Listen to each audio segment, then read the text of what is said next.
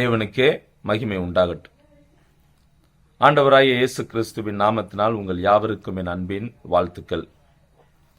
Exodus டிவியின் அருளுரை துளிகள் என்ற நிகழ்ச்சியின் வாயிலாக இந்த காலை வேளையில் தேவனுடைய வார்த்தையோடு உங்களை சந்திப்பதிலும் நான் மிகுந்த மகிழ்ச்சி அடைகின்றேன். இன்றைய காலை தியானத்திற்காக அப்போஸ்தலனாகிய பவுல் எபேசியருக்கு எழுதின நிருபத்தில் குறிப்பிடுகிற கிறிஸ்தவர்களுடைய நடக்கை எப்படிப்பட்டதாக இருக்க வேண்டும் என்கின்ற விஷயத்தை காரியங்களை உங்களோடு நான் பகிர்ந்து கொள்ள ஆசைப்படுகின்றேன்.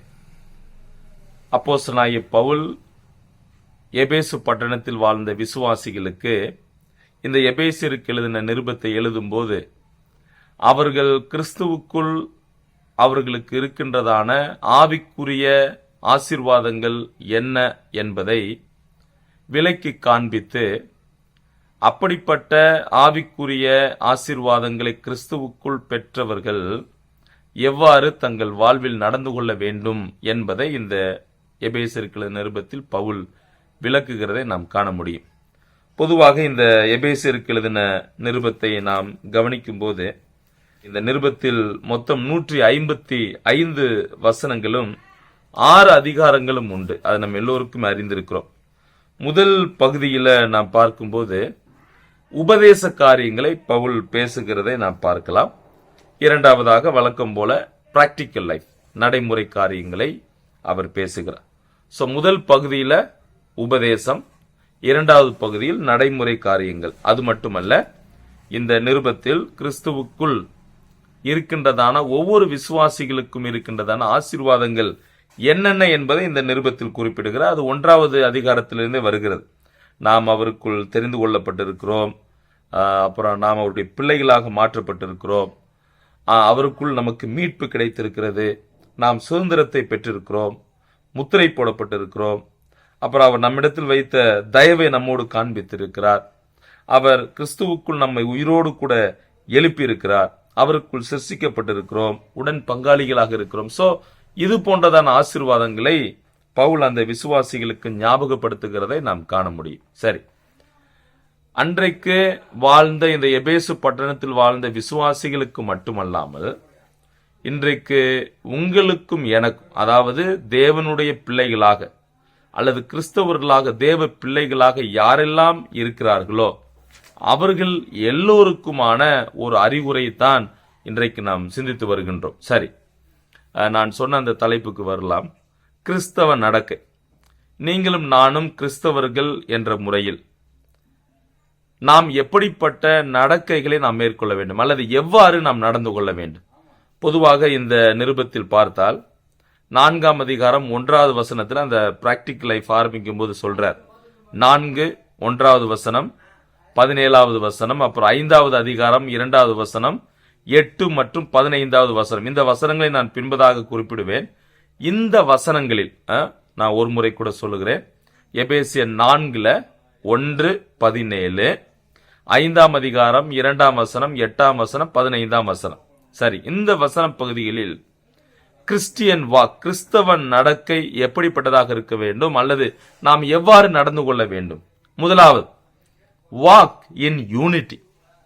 4ஆம் அதிகாரம் 1-16 வசனங்களில் நாம் காணலாம். எப்படி நாம் ஒற்றுமையில் நடந்து கொள்ள வேண்டும். ஏனென்றால் அந்த பகுதியில் சொல்லும் போது நமக்கு ஒரே தேவன் இருக்கிறார், ஒரே ஞானஸ்நானம், ஒரே என்ற வார்த்தை அங்கே திரும்ப திரும்ப அந்த பகுதியில் வருகிறதை நாம் காண முடியும். இப்ப 4ஆம் அதிகாரம் 1-16 வசனங்களில் நாம் எவ்வாறு நடந்து கொள்ள வேண்டும் அல்லது ஒரு விசுவாசியினுடைய நடக்கை எப்படிப்பட்டதாக இருக்க வேண்டும்? we have to walk in unity. நாம் ஒற்றுமையில் நடந்து கொள்ள வேண்டும். ஏனென்றால் இந்த எபேசியருக்கு நிருபத்தில் நாம் இன்னும் வாசிக்கிறோம், சபை என்பது கிறிஸ்துவினுடைய சரீரமாக இருக்கிறது. கொலோசியர் நிருபத்தில் இயேசு கிறிஸ்து சபைக்கு தலை என்று நாம் வாசிக்கிறோம். he is the head of the church. எபேசியர்ல church is the body of Christ, கிறிஸ்துவின் சரீரம். அப்ப கிறிஸ்துவின் சரீரத்தில் இருக்கக்கூடிய நாம் எல்லோரும், நாம் ஒவ்வொருவரும் ஒவ்வொரு அவயவங்களாக நாம் இருக்கிறோம். எனவே நாம் ஒற்றுமையுடன் நாம் செயல்பட வேண்டும், நடக்க வேண்டும். இரண்டாவது, அதே 4ஆம் அதிகாரம் 17-32 வசனங்களில் walk in purity, walk in purity. பரிசுத்தத்தில் நாம் நடந்து கொள்ள வேண்டும். ஏன் நாம் பரிசுத்தத்தில் நடந்து கொள்ள வேண்டும்? ஏனென்றால் நாம் அவருக்கென்று பிரித்தெடுக்கப்பட்ட மக்களாக நாம் இருக்கிறோம். அது மட்டுமல்ல, நாம் ரட்சிக்கப்படாததற்கு முன்பு நமது வாழ்வானது ஒரு அசுத்தம் நிறைந்த ஒரு வாழ்வாக இருக்கிறது. ஆனால் இப்போதோ நாம் ரட்சிக்கப்பட்டவர்கள், நாம் பரிசுத்தவான்கள் என்று அழைக்கப்படுவதால், அவர் பரிசுத்தராக இருப்பதால் நம்மை பரிசுத்தத்தோடு நடக்கும்படி அவர் கேட்கிறார். மூன்றாவது 5ஆம் அதிகாரம் 1-6 வசனங்களில் வாக் இன் லவ். நாம் அன்பில் நடந்து கொள்ள வேண்டும். அந்த அதிகாரத்தில் பார்த்தால் தேவன்தான் முதலாவது நம்மிடத்தில் அன்பு கூறுகிறார். எனவே அவர் அந்த அன்பை நம்மிடம் எதிர்பார்க்கிறார். So he wants us to love him. He wants us to walk with love. நாம் அன்போடு, அன்பிலே நாம் நடந்து கொள்ள வேண்டும். 4வது நடக்கை 5ஆம் அதிகாரம் 7-14 வசனங்களில் we have to walk in the light. ஒளியில் நாம் நடக்க வேண்டும், அல்லது வெளிச்சத்தின் பிள்ளைகளாய் நடந்து என்று நாம் வாசிக்கிறோம். அப்படிதான் நாம் நடந்து கொள்ள வேண்டும். வாக் இன் த லைட், ஒளியில் நடக்க வேண்டும். ஏனென்றால் நமது தேவன் அவர் ஒளியில் இருக்கக்கூடியவராக, வாசம் செய்யக்கூடியவராக அவர் இருக்கிறார்.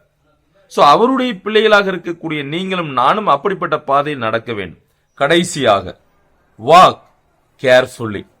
வாக் கேர்ஃபுல்லி, கவனமாய் நடக்க வேண்டும், கவனத்தோடு நடந்து கொள்ள வேண்டும்.